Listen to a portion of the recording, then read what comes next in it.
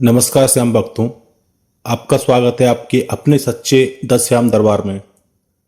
आज हम आपको बताएंगे खाटू श्याम बाबा के बारे में एक ऐसा आध्यात्मिक रहस्य जिसे जानकर आपके मन में भक्ति और भी गहरी हो जाएगी।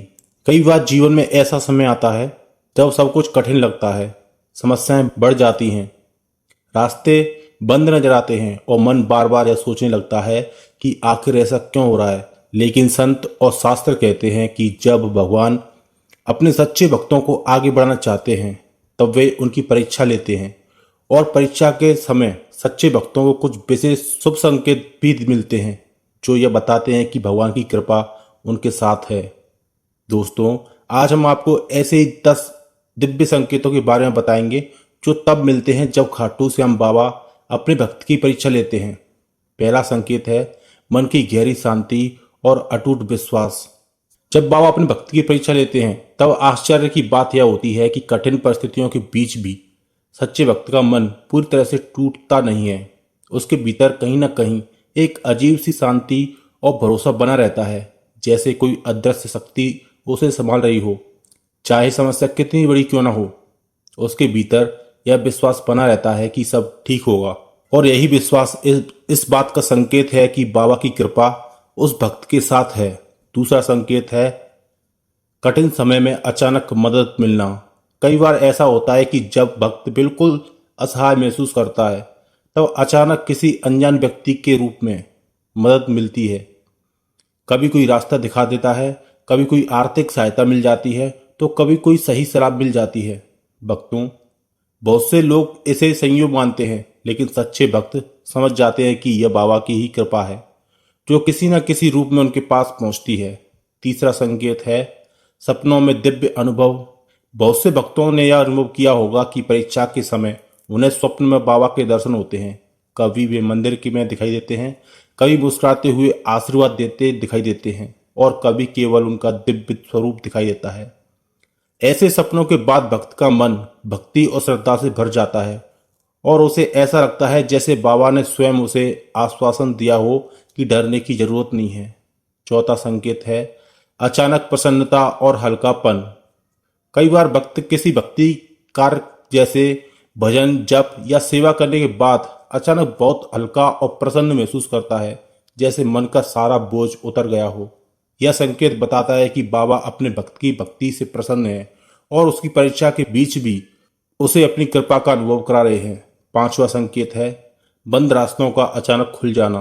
कई बार जीवन में ऐसी स्थिति आती है जब कोई भी रास्ता नजर नहीं आता, लेकिन अचानक एक नया अवसर सामने आ जाता है। कोई काम जो असंभव लग रहा था वह अचानक संभव हो जाता है।